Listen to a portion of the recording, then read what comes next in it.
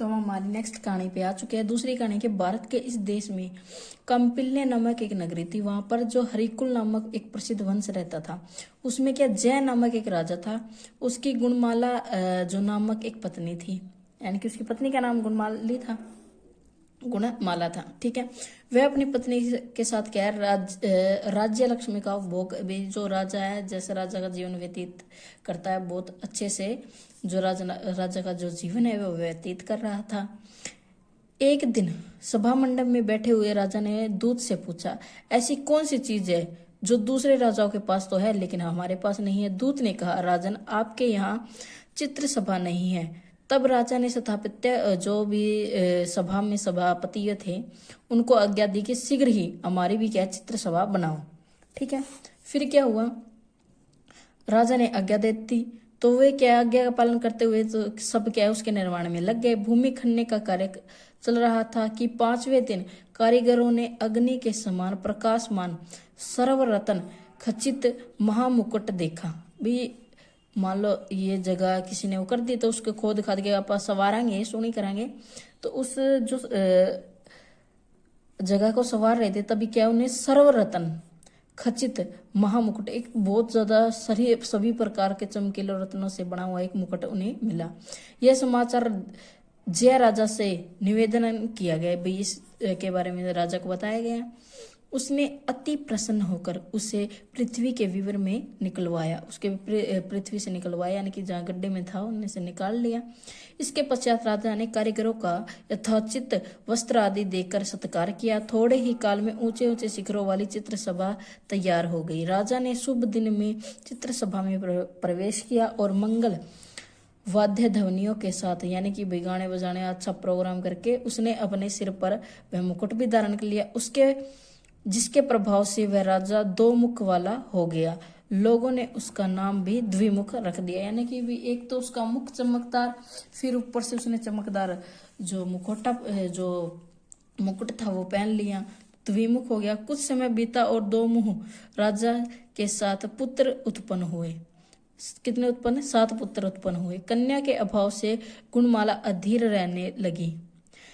देखो फिर क्या हुआ, जिस तरह के कहते हैं कि जो लड़की के बिना घर सुनना होता है, तो उसी प्रकार के उन्हें भाई पुत्र तो प्राप्त हुए 7, लेकिन जो उसकी पत्नी थी उसे क्या चाहिए थी, लड़की चाहिए। उसने मयण नामक यक्ष को भेंट चढ़ाने की प्रतीक्षा की। कुछ समय बाद उसके स्वप्न में प्राप्त परिजात मंजरी द्वारा सूचित कन्या उत्पन्न हुई, यानी कि सपना में उसने एक कन्या मिली। उसका जात क्रम संस्कार किया गया और कन्या का नाम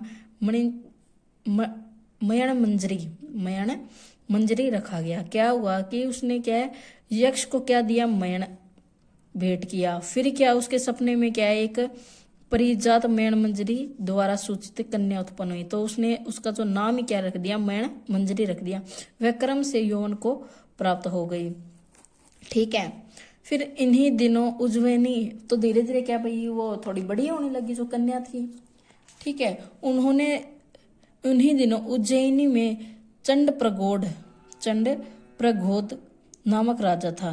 क्या नाम था वहीं पे, क्या है, चंद्र प्रगोड। एक दिन उसके दूत ने सुनाया कि राजा द्विमुख हो गया है, और प्रगोड ने कहा, कैसे? दूत ने कहा, उसके पास एक ऐसा ही मुकुट है। भाई जैसे जिस तरह पड़ोसी या कहे तो कोई आपा सीधे नॉर्मली क्या वहाँ उस पड़ोसी ने यह चीज मिल गई उसका पड़ोसी नू लग गया। मान लो आप नौकरी की तैयारी कर रहे हैं, तो ठीक है, एक लग गया तो दूसरे को भी हो यही करा कि अपने भी होनी चाहिए। तो आगे देखो अपनी कहानी क्या है। तो धारण करने पर 2 मुख हो जाता है, भाई ऐसा उसके पास मुकुट है। यह सुनकर प्रगोड का मन क्या मुकुट पर ललचा गया। उसने द्विमुख राजा को इस संदेश के साथ दूत भेजा कि इस सर्वश्रेष्ठ मुल्क को क्या उन्हें भेज दो, यदि नहीं भेजोगे तो युद्ध के लिए तैयार रह जाओ। राजा द्विमुख ने दूत से प्रगोड के लिए संदेश कहा, यदि जो मैं मांगू उसे मुझे दे दोगे तो मैं जो मेरा मुकुट है वो दे दूंगा।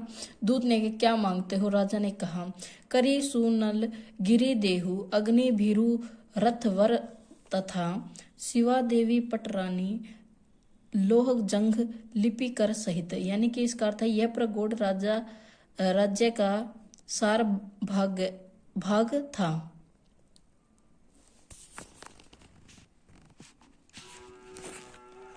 प्रगोड एक बार देखने दो। प्रगोड राज्य का सार भाग था कि दूत उज्जैनी को लौट गया। उसने द्विमुख का संदेश रूप उत्तर प्रगोड को सुनाया।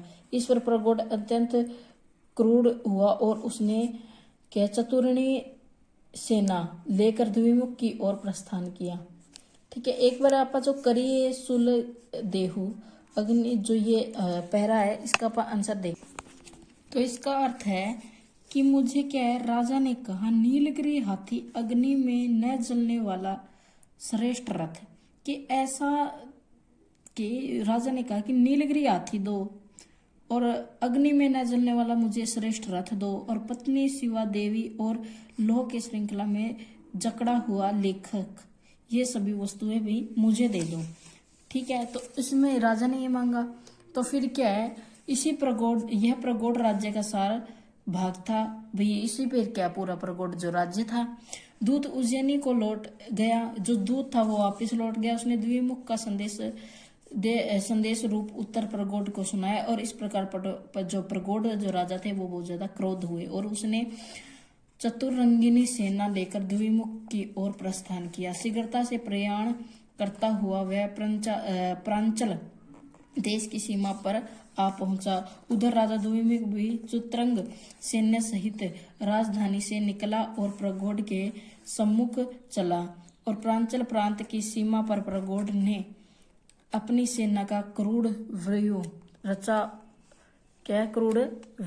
और फिर क्या चक्रव्यूह रचा, और द्विमुख ने सागर व्यूह बनाया।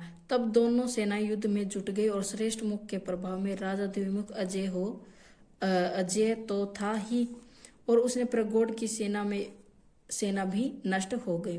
तब प्रगोड को बांधकर राजधानी में लाया। उसके पैर कौन लेके आया? प्रगोड को द्विमुख राजा लेकर आया। फिर उसके पैर में बेड़ी डाली गई। इस प्रकार राजा प्रगोड का समय द्विमुख के यहाँ आनंद से बीतने लगा। फिर क्या हुआ, इस दिन प्रगोड ने मंथन मंजरी को देखा। एक दिन क्या, मंथन मंजरी कौन थी? जो द्विमुख की पुत्री थी। बस देखना था कि उसके गाढ़ अनुराग हो गया, भाई उन्हें उससे प्रेम। उसके बाद गाढ़ मतलब बहुत ज्यादा है, अनुराग प्रेम हो गया। कामाग्नि से जलते हुए उस प्रगोड की वह रात्रि बड़ी कठिनता से बीती। अच्छा, प्रातःकाल वह सभा मंडप को गया, और राजा द्विमुख ने उसके मुख और देह को मुरझाया हुआ देखा। राजा के द्वारा शरीर की दशा बुझने पर लंबी सांस लेकर प्रगोड ने कहा, मंदन वसंग जो देही हो ही व्याधि जो मुग्र मंद मंद अर्थ कुपित मृत्यु आसन लज्जा इनसे दूर रह कुशल ही मम इष्ट मंदन मंजरी व्याह दो निजी दुहाती नर चारु नहीं तो वही मम श्राय।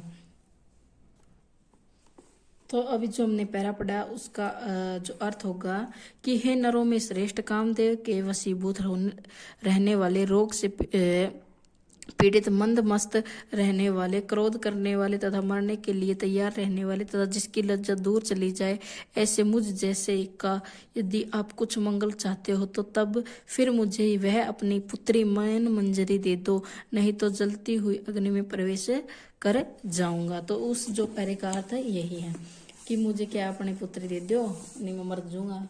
तो आगे देखा भाई मर आगे देख पुत्री दे दिया है। इस पर द्विमुख ने उसके निश्चय को जाना और वरदान कर दिया और शुभ दिवस तथा मुहूर्त में उसका विवाह कर दिया। फिर उसे कुछ दिन और ठहराकर सत्कार पूर्ण विदा कर दिया और प्रगोड अब उज्जैनी चला गया। कुछ समय के बाद जो इंद्र महोत्सव आ गया और राजा द्विमुख ने नगरवासियों को आदेश दिया कि इंद्र ध्वजा खड़ी करो। तब मांगलिक स्तुति पाठादि के महान शब्द के साथ इंद्र ध्वजा खड़ी हुई और उसकी जो झंडियां थी सफेद थी और घुंघरू वाली घंटियों की माला से वह अलंकृत की गई थी, वह सुशोभित की गई थी। उस पर सुंदर बंदर वाल लटक रहे थे। वह श्रेष्ठ मणियों की माला से जो विभूषित नाना प्रकार के जो फलों के लटकते हुए समूह से लदी हुई थी। उसके स्थापित होने पर नट लोग नाचने लगे और श्रेष्ठ कवियों की बनाई हुई कविताएं गाई जाने लगी और मनुष्य के झुंड नाचने कूदने लगे। दृष्टि को मुग्ध करने वाले यानी कि बहुत ज्यादा सुंदर नजारा जादू के खेल होने लगे और जादूगरों के को पान दिए जाने लगे। जो कपूर है तथा कुमकुम मिश्रित जल छिड़का जाने लगा और मुक्त हस्त होकर दान दिया जाने लगा। मुरज भेरी आदि बजने लगे और इस प्रकार बड़ी चहल पहल में 7 दिन व्यतीत हो गए। फिर क्या हुआ? 7 दिनों के बाद में पूर्णिमा आ चुकी थी और राजा द्विमुख ने इंद्रध्वजा की पूजा बड़े औदार्य से की और दूसरे दिन वह ध्वजा वादकों के घोर शब्द के साथ पृथ्वी पर गिरी। राजा ने उसे मल और मूत्र से दुर्गंध स्थान में पड़ा हुआ और लोगों से लूटे जाते देखा और देखकर सोचने लगा कि बिजली की चमक के समान चंचल और परिणाम विरह समृद्धियों को धिक्कार है। इस प्रकार विचार करते हुए उसे ज्ञान की प्राप्ति हो गया और वह स्वयं बुद्ध बन गया और वह पंचमुष्टि के सुलंच इसके सन्यासी हो गए। और ये जो हमारा अगला पैरा, शोभन भूषित इंद्र ध्वजा गिरत लूटत ते ही देख ऋषि असार विचार भो पंचाल नृप विवेक।